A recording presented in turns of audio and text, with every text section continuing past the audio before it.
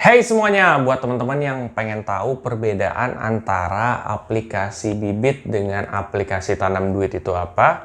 Nah, hari ini gue akan coba sharing sepengetahuan gue perbedaan keduanya itu apa. Temukan jawabannya setelah yang satu ini.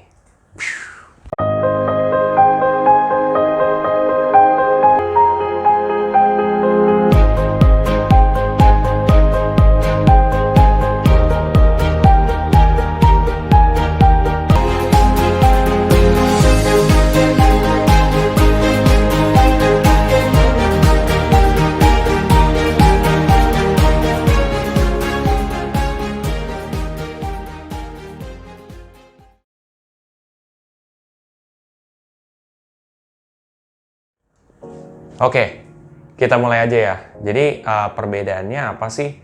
Nah, perbedaannya itu adalah yang pertama dari sisi kita mulai dari rating di Play Store deh.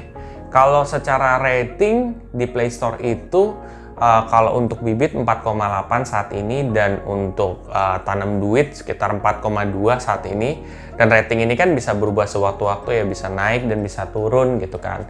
Nah cuman untuk saat ini ya itu bibit lebih unggul dari secara ratingnya.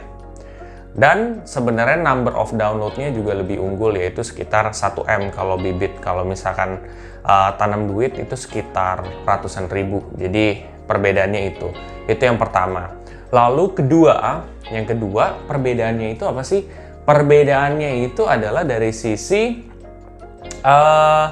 reksadana, dari sisi yang ditawarkan di aplikasi.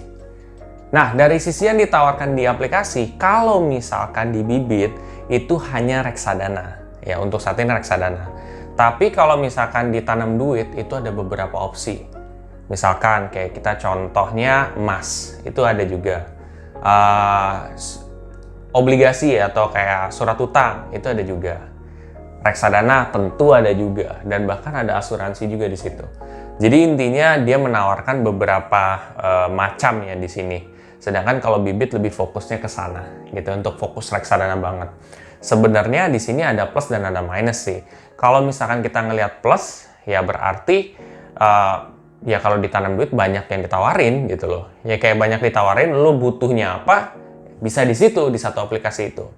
Tapi minusnya adalah tingkat kefokusannya. Kalau misalkan di satu aplikasi aja, let's say reksadana doang, otomatis tingkat kefokusannya itu tinggi. Kefokusan yang gue maksud itu seperti kayak lo bisa improve misalkan di mungkin kayak goal setting gitu kan. Ini kalau orang mau mencapai ini bagaimana targetnya segini nih segini gitu. Atau mungkin ada beberapa fitur-fitur macam-macam lah gitu loh soal reksadana. Nah cuman kalau di sini plus, karena plusnya kalau kita mau lihat plusnya adalah banyak yang ditawarin gitu. Semua tergantung kalian mikirnya gimana. Oke, itu dari sisi yang ditawarkan. Yang ketiga itu yang penting itu adalah usernya friendly apa enggak gitu. Kira-kira ini gampang dimengerti apa enggak ya? Sebenarnya kalau kita bandingkan ya, kalau di bibit sendiri menurut gue itu udah user friendly ya. Karena kenapa? Karena sebenarnya di bibit itu ya udah gitu. Kita mau mulai invest itu kalian udah dibantu seleksi reksadana yang bagus, udah bantu profil resikonya juga diketahui. Jadi ada bantuan dari robo advisor ini, kalian bisa mulai berinvestasi sekarang. Investasinya itu dilakukan dengan cara yang benar juga gitu kan, menganalisanya dengan cara yang benar juga.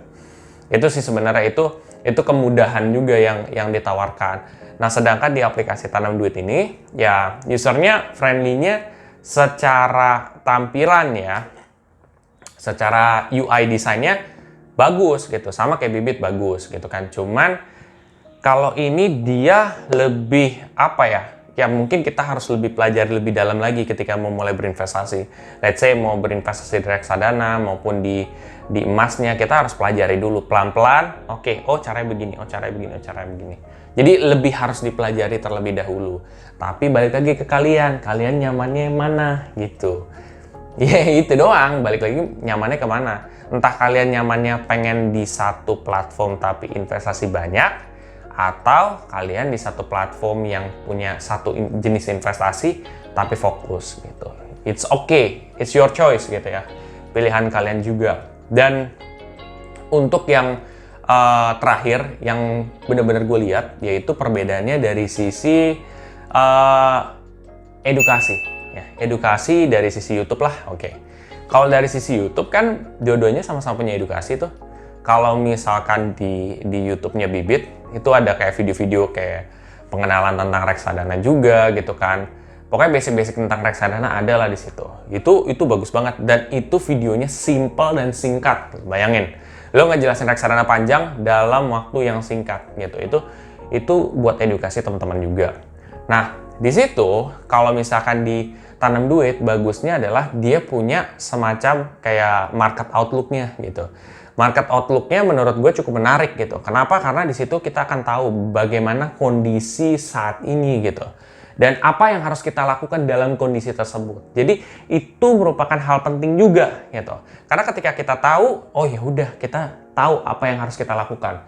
Jadi sebenarnya dua-duanya ini kalau dari sisi edukasi tuh sama-sama punya poin plus gitu. Cuman kalau kalian mau ngelihat desain atau apa, editing yang lebih bagus, yang lebih mudah menurut pendapat gue, itu Bibit lebih unggul. Tapi kalau lo mau lihat secara edukasi ini, mereka punya plus dan minus sama-sama gitu loh. Jadi mereka punya plus juga di Bibit yang di Bibit nggak ada gitu. Itu sih sebenarnya. Kalau di Bibit, sepengetahuan gue tidak ada market outlook untuk saat ini untuk di YouTube-nya ya. Jadi itu ada plus minus gitu, balik lagi. Nah, semua balik lagi ke kalian.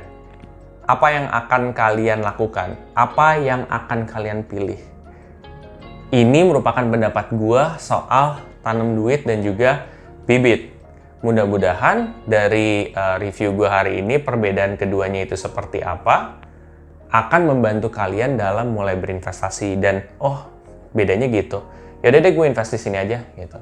Ya udah, itu bisa menjadi pengetahuan tambahan kalian. Kalau kalian merasa video ini sangat bermanfaat, kalian bisa share aja ke teman-teman kalian yang lain.